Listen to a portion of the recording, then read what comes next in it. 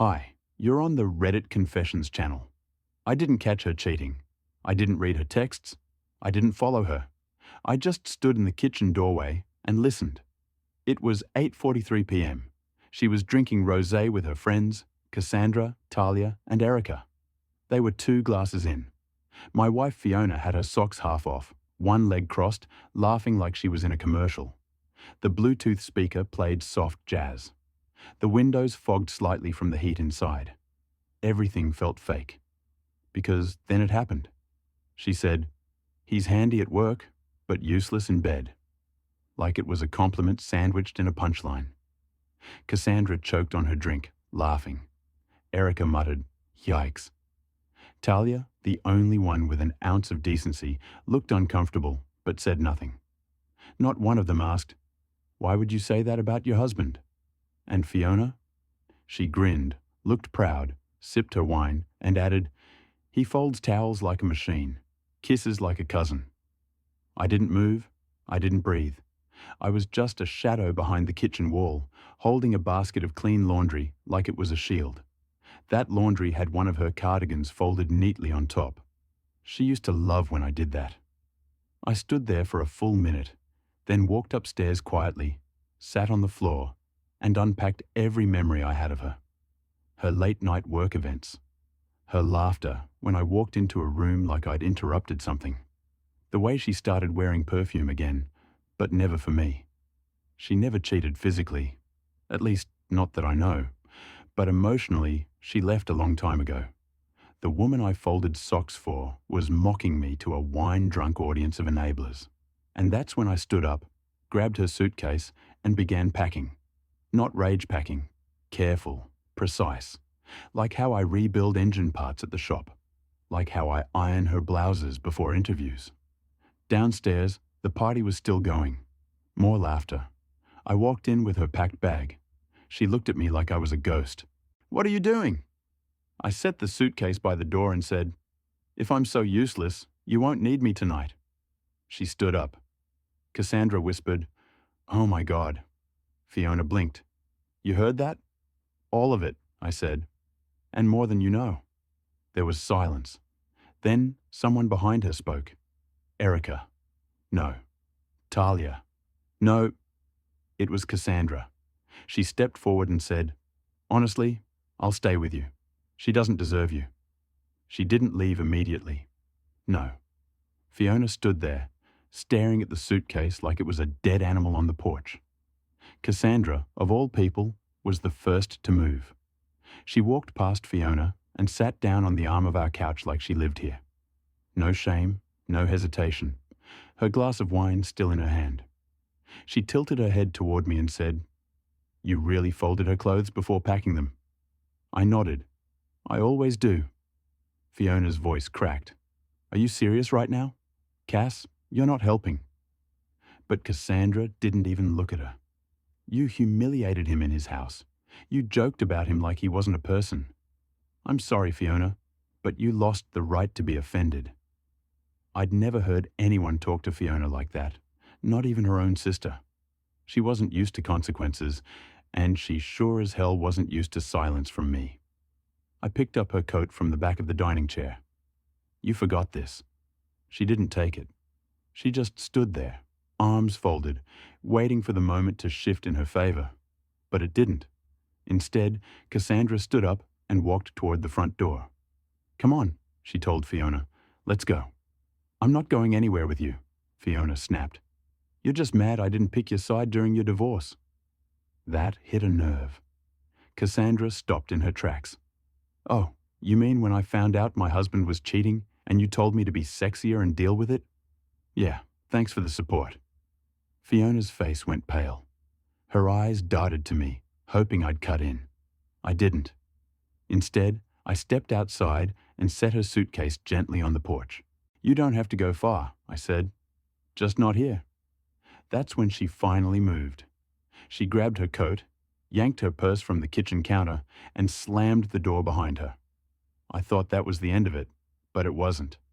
15 minutes later, I was in the laundry room dumping out every towel I'd just folded because I couldn't stand the idea of them carrying the scent of her perfume. when I heard the front door open and close softly. I stepped out.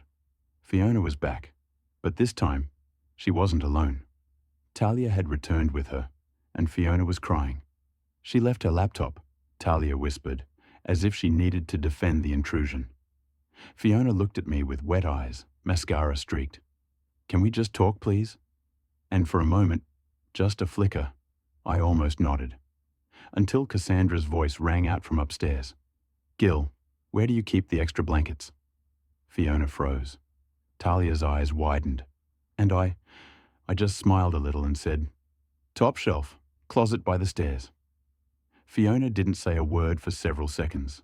Her eyes darted toward the stairs, then back to me, then to Talia, who looked like she regretted ever getting in the car with her.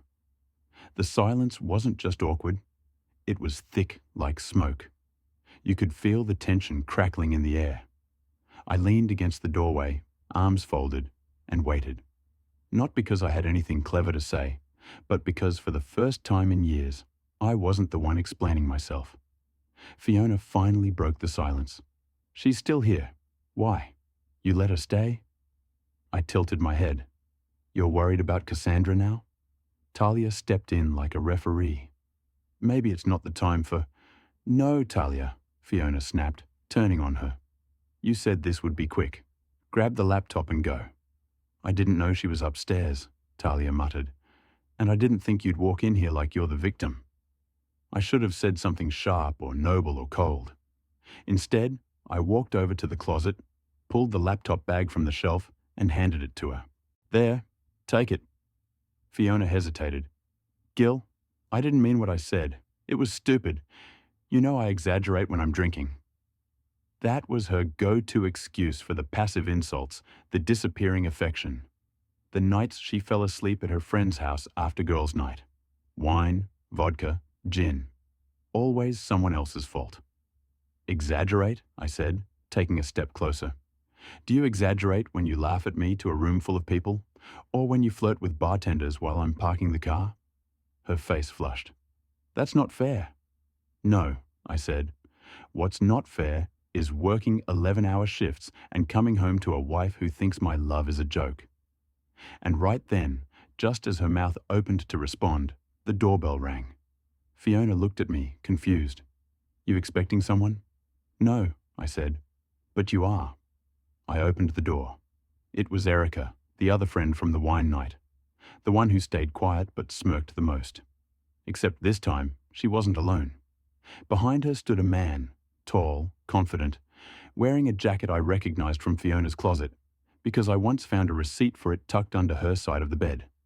A men's jacket, size large. I'd asked her back then, and she said it was for her brother. She's an only child. Erica blinked. "Oh, you're all here." The man looked uncomfortable. "I think we came at a bad time." Fiona's voice cracked. What are you doing here?" I stepped aside and gave them a long, slow look. "Please come in." Erica hesitated. "Gil, we should maybe—" "I insist," I said, smiling without warmth. "Let's all be useless together." Erica walked in with the kind of confidence that can only be brewed by secrets and wine. The man behind her hesitated at the threshold. He didn't want to be there. I saw it in how he looked at the floor, at me, at Fiona. Not once did he meet her eyes. Fiona stood frozen in the hallway, gripping her laptop like it was a weapon or a shield. Talia whispered something I didn't catch and slipped out the door like a ghost, clearly done playing referee in a game that had no rules. "I didn't know you all would be here," Erica said, glancing around like she was doing a real estate walkthrough. "Didn't you?" I asked. Calm. Too calm. Fiona's voice cracked again. "Why are you here?" Erica tilted her head. "Oh, come on. You texted me. You said you needed to talk. Said you left something important behind." "I meant my laptop." Erica smiled like a cat that caught a mouse by accident and decided to keep it. "Well, I brought him. Figured it was time we all stopped pretending." That's when I looked at the guy again. He was young, not that much younger, but younger enough to matter. He was wearing boots, still dirty from some job site, calloused hands, A mechanic, roofer. He didn't look rich, but he looked familiar. Fiona's lips barely moved. I didn't ask you to bring him. Erica shrugged. You told me last week you didn't care who found out anymore. And there it was. The thread pulled loose. Fiona turned to me, but I raised a hand before she could start her performance. No, I said quietly. Let's hear what Erica has to say. She seems to know things I don't. Erica smirked, but it faded quickly. You really don't know. I didn't blink. You're the one who laughed the hardest when she called me useless. You tell me. Erica looked at Fiona, then back to me. They've been seeing each other for 3 months. She said she needed Spark. He's her spark. The man behind her flinched like he'd been slapped. Fiona's voice dropped to a whisper. It was a mistake. I took a breath. I could feel my heartbeat in my throat. Which part? Sleeping with him? Or saying I was only good at folding towels? She didn't answer. Cassandra appeared at the top of the stairs, hair messy, sweater hanging off one shoulder. She paused when she saw the crowd, then looked straight at me. Do you want me to leave? Fiona's head snapped up. You stayed the night? Cassandra raised an eyebrow. You left, and you were going to spend the night with your spark, weren't you? Erica glanced at Fiona, half smiling, half stunned. The young man slowly backed toward the door. I laughed then. Not a dramatic laugh, a tired, empty one. Is this what you all call relationships now? Cheap thrills and wine nights full of insults? Fiona took a step forward. Gil, please. I didn't know. I cut her off. You knew exactly who I was. You just thought I'd never grow a spine. I walked past all of them, opened the door, and looked at the guy. You should go. You've done enough damage for someone who can't even make eye contact. He nodded, said nothing, and left. Fiona stood in the middle of the room, mascara smudged, shoulders trembling. But for the first time in years, I didn't feel small. I didn't feel invisible. I felt clear. Cassandra came down the stairs, looked at me, and whispered, You okay? I nodded. I think I finally am. And then the doorbell rang again. And that changed everything. The chime of the doorbell still echoed in the room when we all turned toward it like puppets on strings. Fiona wiped her eyes quickly, as if she still believed she could pull off control. Erica clutched her wine glass like it was a microphone. Cassandra stood beside me now, one hand barely brushing mine, an anchor I didn't know I needed. And then it happened. The door opened. No knock, no hesitation. It just opened because whoever was on the other side had a key. And that was when my stomach dropped. There was only one person other than Fiona and me who had a copy. Her mother, Judith. She stepped in with a floral scarf, a too-firm hairstyle, and that constant look of judgment she wore like a badge. But what made it worse, what made my blood freeze, was that she didn't look surprised. Not by the crowd, not by the tension, not even by Cassandra in her pajamas or Fiona standing like a statue near the fireplace. She looked ready. Her eyes found me first. Oh, good, she said crisply. You finally found out. I didn't speak. None of us did. She turned to Fiona. I told you it would happen eventually. You're careless when you're bored, just like your father. Fiona's mouth fell open. Mom, what are you even doing here? Judith stepped fully inside and shut the door behind her. You left your birth certificate in my desk drawer. I figured you'd need it for your new apartment or whatever it is you're doing now. Fiona looked horrified. You told me you shredded that. I lied, her mother said simply, like she was talking about the weather. Then she handed Fiona the envelope and turned back to me. You deserve better than her. I told you that at the wedding. You were just too lovesick to listen. Erica snorted. Well, this got awkward. No, Judith said sharply, eyes locking onto her. It got honest. I watched Fiona crumble in real time. The mask, the pride, the performance, all of it collapsed. I wasn't sure whether it was the affair, Cassandra, or now her mother exposing everything like a spotlight through glass. And then Judith stepped closer to me, reaching into her coat pocket. I tensed. She pulled out an old photograph, folded, creased, slightly stained. It was of Fiona and me at our engagement dinner. She was laughing. I looked like a man who thought he'd won something.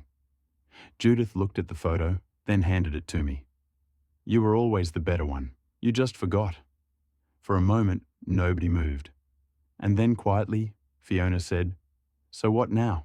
You want him? Be my guest." It was venomous, pitiful, like a dog barking with no bite left. But before I could respond, Cassandra did. She stepped forward, eyes blazing. "No, he wants respect. Something you haven't given him in years." Fiona scoffed. "What do you even know about our marriage?"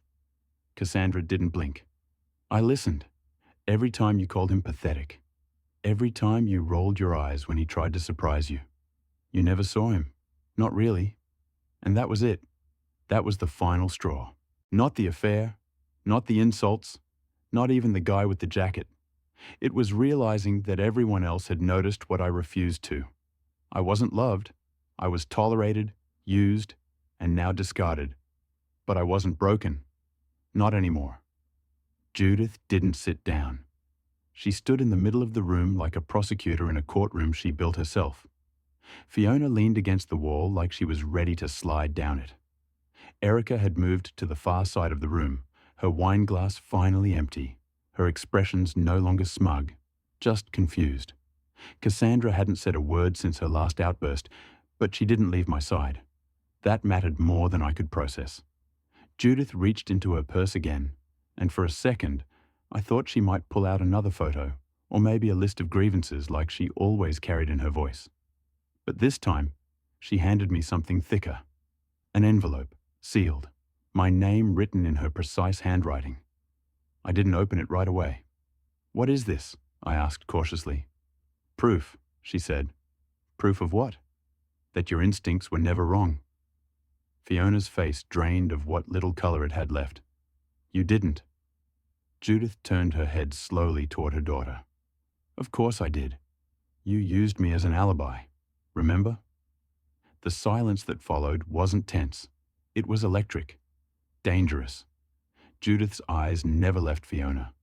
"How many times did you tell him you were at my place when you were with him?" Fiona took a shaky breath. "It was one night." "Try 7, Judith said. "And 2 of those nights, I called Gilbert to ask if you made it home safe. He told me you were still at my place, which clearly you weren't." I swallowed hard and finally opened the envelope. Inside was a printed email exchange.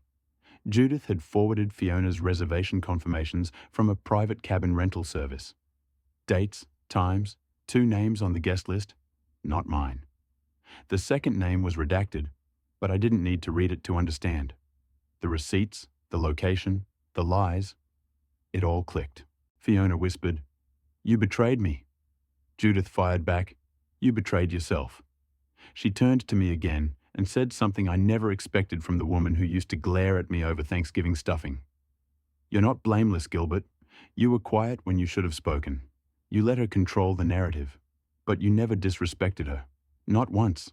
You loved her the way every mother hopes her daughter is loved, and she spit on it." Fiona looked ready to break something. "You always hated that I married him." Judith didn't flinch. "Because I knew you weren't ready. You thought love meant attention. Gilbert gave you stability, and you got bored. There it was. Truth. Unfiltered. Cold, but accurate." Judith walked over to the coat rack, grabbed her scarf, and turned toward the door. "You should get a lawyer," she told me. "You deserve more than silence and folded laundry." Before she left, she looked at Cassandra. "You," she said, voice softer now. "Stay. He's going to need someone who sees him." And then, just like that, she was gone. Fiona didn't cry. She didn't scream. She just stood there, numb, defeated, completely exposed in front of people who no longer believed her version of events. Cassandra finally moved. She stepped toward me, touched my hand gently, and whispered, "Do you want her gone now, or do you need a minute?" I looked around at the room I built, the home I held together while the walls were quietly rotting from the inside. I took a breath and said, She doesn't live here anymore. Fiona raised her eyes, but I wasn't looking at her. Not anymore. I was already looking forward. I didn't sleep. Not really. I lay on the couch with my arm over my eyes, listening to the creaks of a house that felt emptier than it actually was. Cassandra had offered to stay, even made up the guest room. But somewhere around 3 a.m., I heard her keys jingle and the door click quietly shut. Maybe she thought I needed space. She was probably right. Or maybe she didn't want to be there in case Fiona came back swinging. But Fiona didn't return. Not that night. What did return at exactly 7:04 a.m. was reality. I stepped outside, bleary-eyed and still in yesterday's clothes, to get some air. The street was quiet, sky grey, like it hadn't made up its mind yet.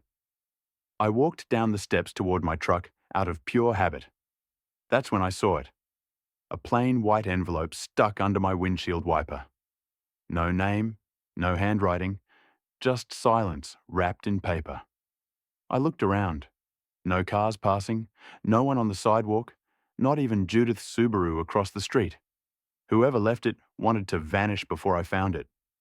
I pulled it free, walked back inside, sat at the kitchen table, and opened it.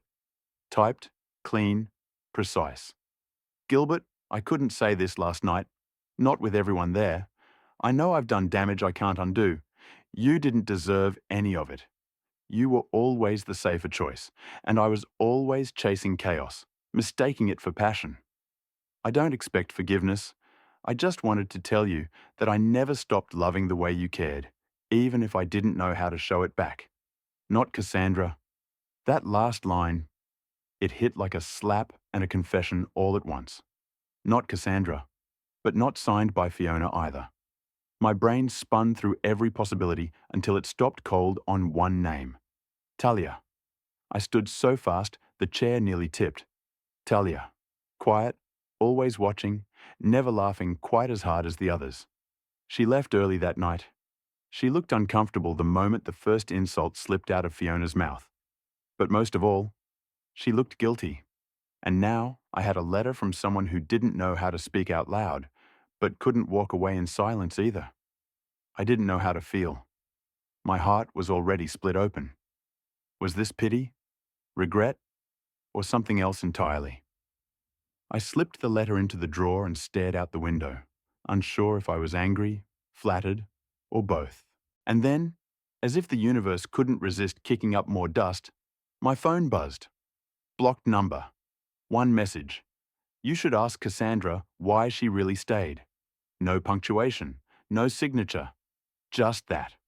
For a long moment, I sat motionless.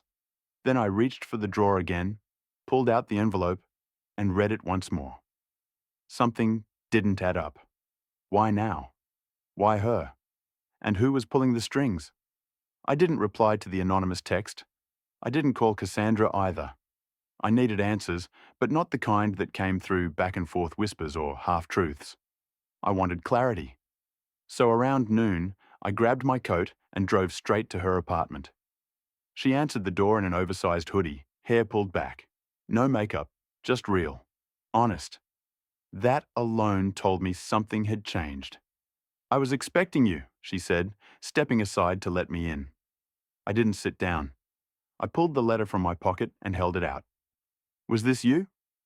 Cassandra shook her head without hesitation. No, but I knew about it. Then who wrote it?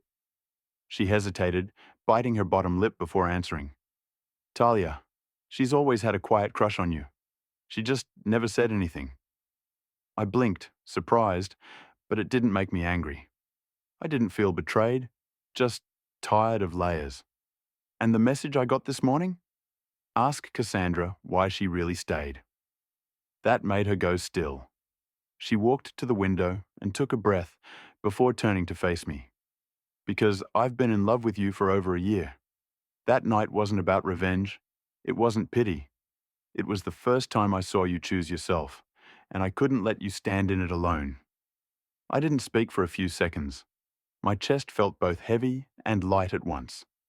The truth didn't crash into me. It settled quietly, like warm rain after a storm. You could have told me, I said softly. I didn't think I deserved to, she replied.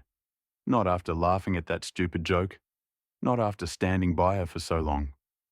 We stood in silence. A different kind this time. One that didn't ache. One that opened the door to something new. I finally smiled. A real one. So what now? She smiled back. Well, you're single. I'm single. And I make a mean cup of coffee. So we sat and talked for hours. Not about Fiona. Not about regrets. About books, music, dumb childhood stories, and what healing looked like when two people stopped pretending and just saw each other. I didn't walk away with revenge. I didn't walk away bitter. I walked away with someone who saw me for more than what I could fix or fold or provide. I walked away with peace. And sometimes that's the most shocking ending of all. Thanks for watching this story here on the Reddit Confessions channel. What moment from this story surprised you the most? Was it Fiona's mom, the letter, or Cassandra's final confession? Let us know in the comments.